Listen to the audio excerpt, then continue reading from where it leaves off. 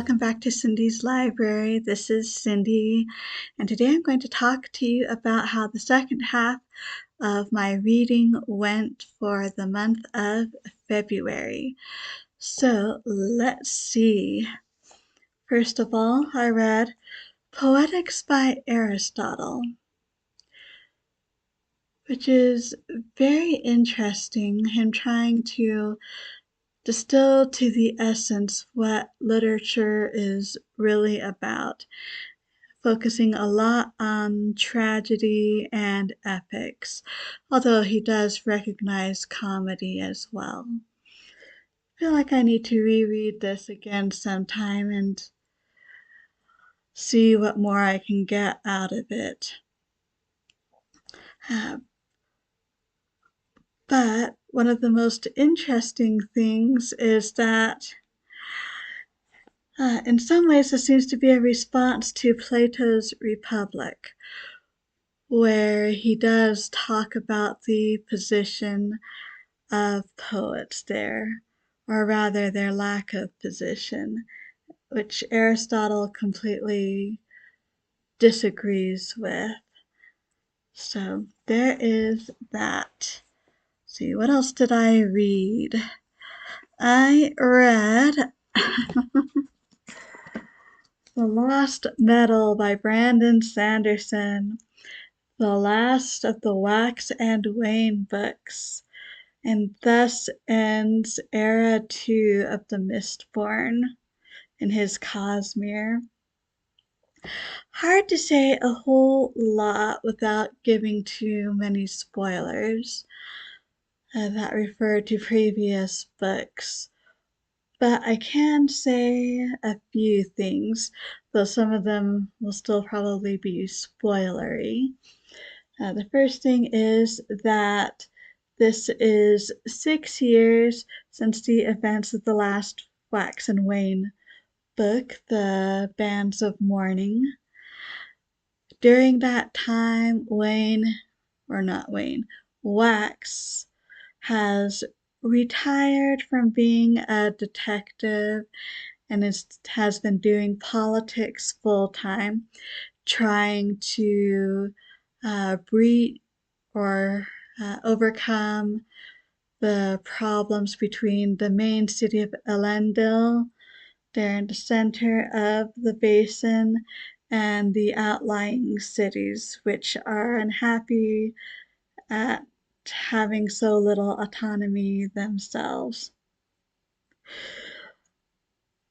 Unfortunately, his efforts are not very successful, and there seems to be a collision course there.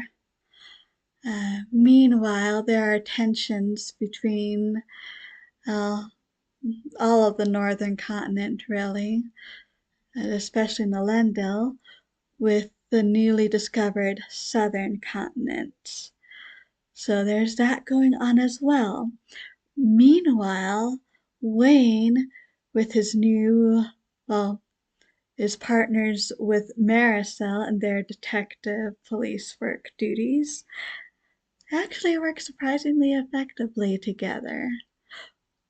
But they are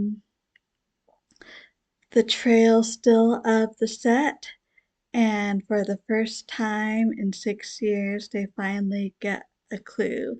And of course, all of these things converge.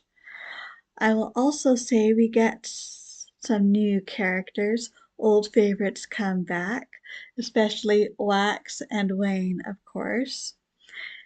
And I will say we get some glimpses of the greater Cosmere, but I can't say anything else than that. But enjoyed this conclusion to this era.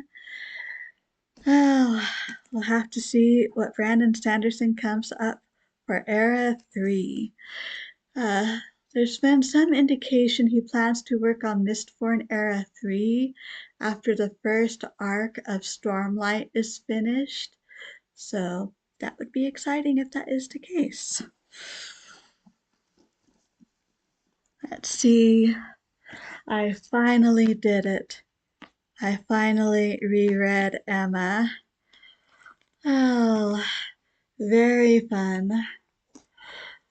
Still can't say it's my favorite Jane Austen, but even my least favorite Jane Austen is better than just about everyone else.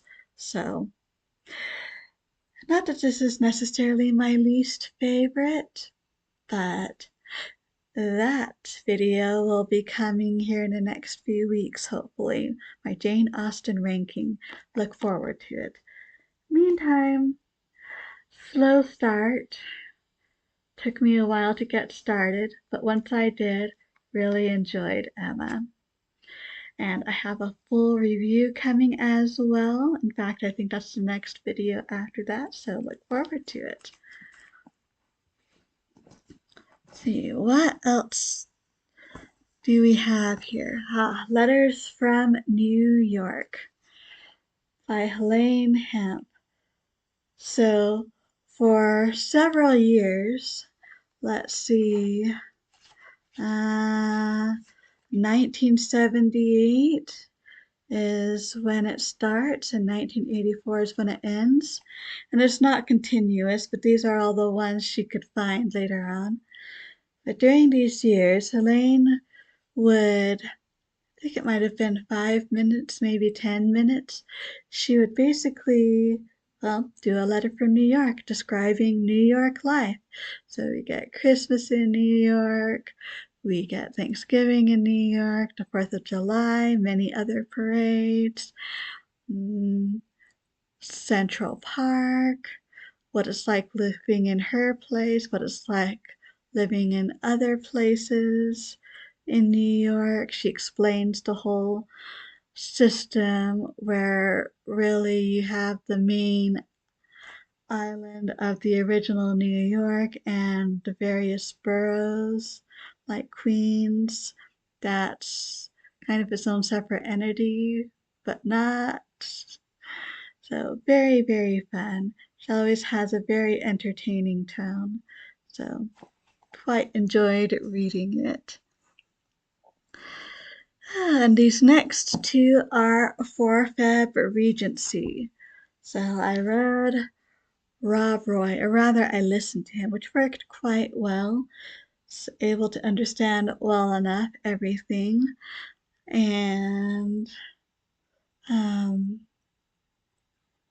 main character is, I don't think he's that far from London, where his father is, if his father's not, or if they aren't in London. In any case, he doesn't know Gaelic. So anytime there is Gaelic in here, someone explains what was just said to him.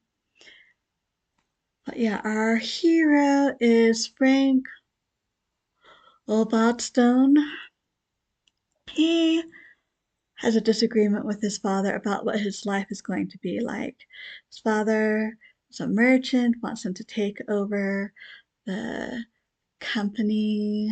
He doesn't. He wants to be a poet, so he gets banished up to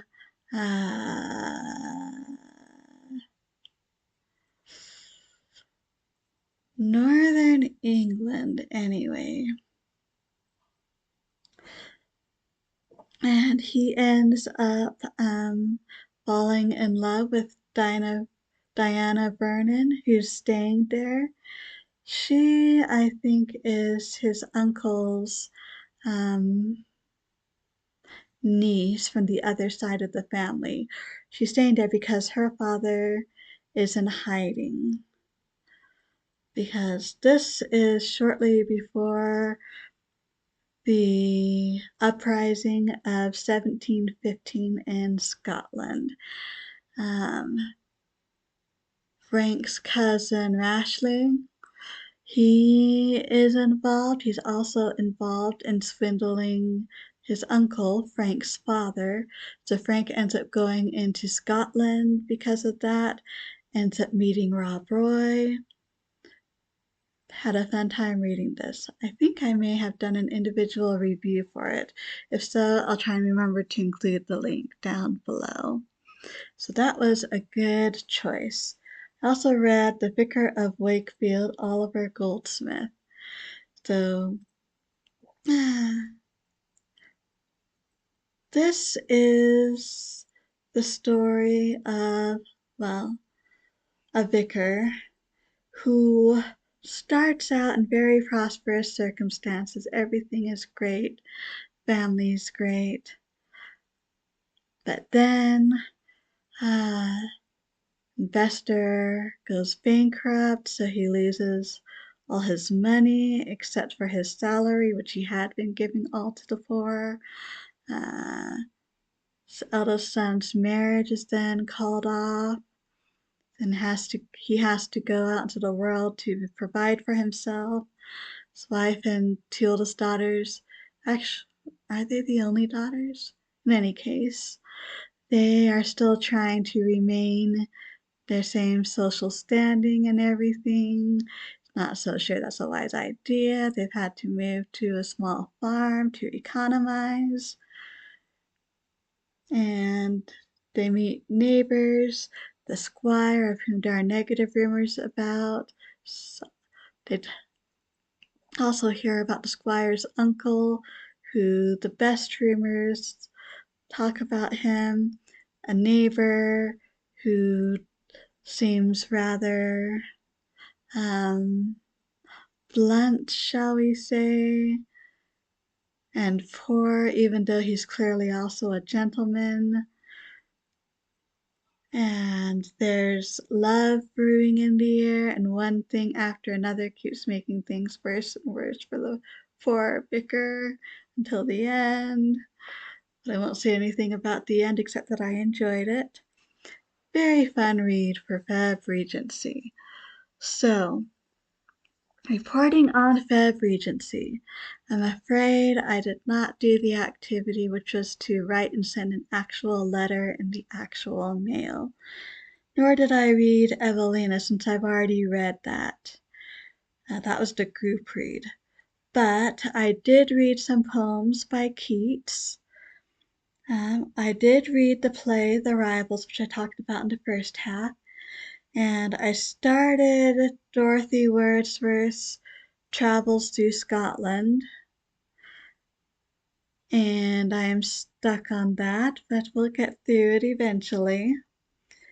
And as for authors that talk about or that are from the time period that influenced Jane Austen, I read The Absentee by Maria Edgeworth, The Vicar of Bullhampton by Oliver Goldsmith, and Rob Roy by Sir Walter Scott. About the only thing I didn't do, which was on my pile of possibilities, was read The Mystery of Udolpho, so I guess I'll have to save that for another time. Febregency or Jane Austen July. We'll have to see which one. But overall, a very good month, I would say. Have you read any of these books? If so, what did you think about them? Did you participate in febregency too? Or if not, how was your reading month? Love to hear about that below in the comments. Thank you so much for watching. I always truly appreciate it. So until next time, I hope we all stay safe and healthy. And as always, happy reading.